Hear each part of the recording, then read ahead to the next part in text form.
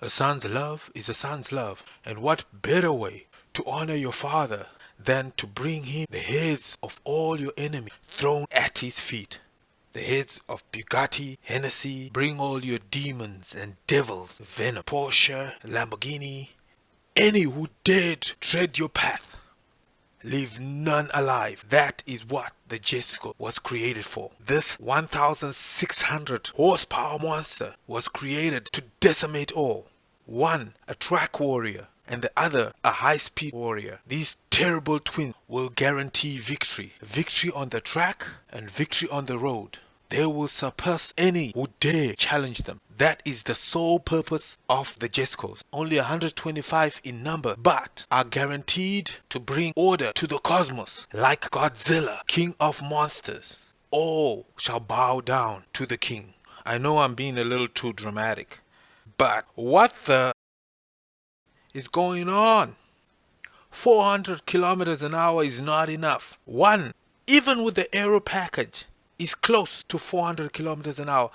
And then there's this one, the Absolut. Absolute craziness, absolute mental, absolute bonkers. This is ridiculous. What are they trying to do? Make a car go 500 kilometers an hour? It's just the thought of it, it's ridiculous. Right now, they're still trying to find roads that might be safe enough to actually test how fast this thing is gonna go. Yep. Yeah, I saw it. I saw the Regera go 0 to 400 kilometers to 0 in 31.49 seconds. In one gear. 0 to 400 kilometers an hour and back to 0 in about 30 seconds. 31.49 seconds. And this is much faster. Come on now. So this car is 1,280 horsepower on regular gas. But E85 ethanol, it boosts the car to 1,600 horsepower and has over 880 kilograms of downforce at 250 kilometers an hour. That is something. This is crazy. The Jesco has a 9-speed multi-clutch transmission which actually jumps gears. As long as there's no over-revving or under-revving, it has an automatic transmission that shifts right to the correct gear for optimum speed. So this new engine from Koenigsegg is with new cylinder heads, anti-lag turbos. It also has a rear wheel steering. The rear wheel steering is for better handling in the corners at very high speed. When looking aerodynamically at the Jesco and the Jesco Absolut, the main difference is the absence of the rear wing. The wing was removed to reduce the downforce, dropping down from 1,400 kgs to only 150 kgs. And what you need to know about the Absolut is it has a very smooth shape. Aerodynamically, this is one, if not the best in its class, with a drag coefficient of only 0.278. And you also notice that the front splitter and side winglets were also removed, and the louvers replaced with smoother ones. So basically it's just to make this car more aerodynamic, to cut through the air and go much faster.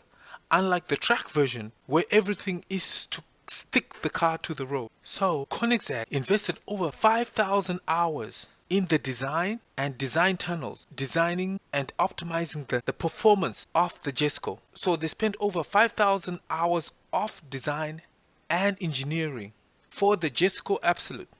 And that's on top of the Jesco. So that's a lot of hours, because reaching such speeds requires a lot of stability. Aerodynamically, everything becomes very dangerous at certain speeds. So they had to make sure everything is intact and tight for the attempts at those high speeds. If you notice, instead of a rear wing, there are two rear hood fins that are designed for stability of the car.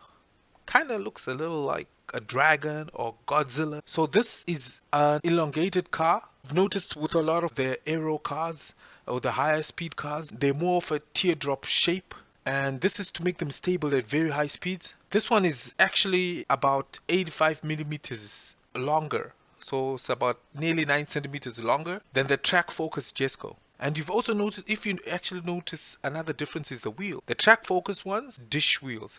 And these, for the Absolut, are actually more for aerodynamics, which is another difference that you can see offhand. performance wise, both cars are actually powered by a twin turbocharged V8 with a flat plane crank. That's why it sounds so gnarly. That's why it sounds so good. The flat plane crank cars have this distinctive sound to it, and revs all the way up to, well, to the rev limiter is at 8500. So that's a screaming V8. So on regular gas, it will be 1280 brake horsepower for both cars, and on E85 ethanol, 1600 bhp. And Koenigsegg, mission-wise, have designed and built their own transmission called the LST, or Koenigsegg Light Speed Transmission. And this transmission only weighs 90 kilograms, including the fluids. What this car also has is Koenigsegg U-Pod, Ultimate Power on Demand. This U-Pod transmission selects and engages to any gear that the car chooses for optimum acceleration. Regardless of how far the gear is, this system uses the engine and engine speed to determine the correct gear for that maximum power. So the effect is instant and seamless. These are two purpose-built cars, one for the track and one for the road. So one is to decimate the track, because I've seen these Koenigsegg go up against Lambos and so forth. They are really fast, and these ones are the slower Koenigsegg's. So this one, because I for one am a little shocked is a word maybe, I'm a little dumbfounded. Cars are going this fast. Cars are, well, one thing I love about Koenigsegg is that these are beautiful cars. Everything made out of carbon fiber, very detailed, from the steering to the seats, the wheels. They have carbon fiber wheels, lights, the vents, the layout. Everything is made to look beautiful. Everything is made to look appealing. From the front right to the back, it's always a very beautiful car, very beautifully styled. Even with the wings, purpose-built wings, the cars still look very beautiful. Everything looks like it was designed to be there. With a lot of cars, once they have an aero package, it kind of spoils the car, but not with the Koenigsegg's. They are beautiful to look at, beautiful collector cars. I'm sure even 10-20 years from now, because I look at even the first Koenigseggs. The first Koenigseggs are still good looking. They're really, really good looking cars. They've retained that beauty throughout the whole car manufacturing process. They have a certain identity. From far, you can always tell that's a Koenigsegg. They've stayed true to Koenigsegg styling, stayed true to speed.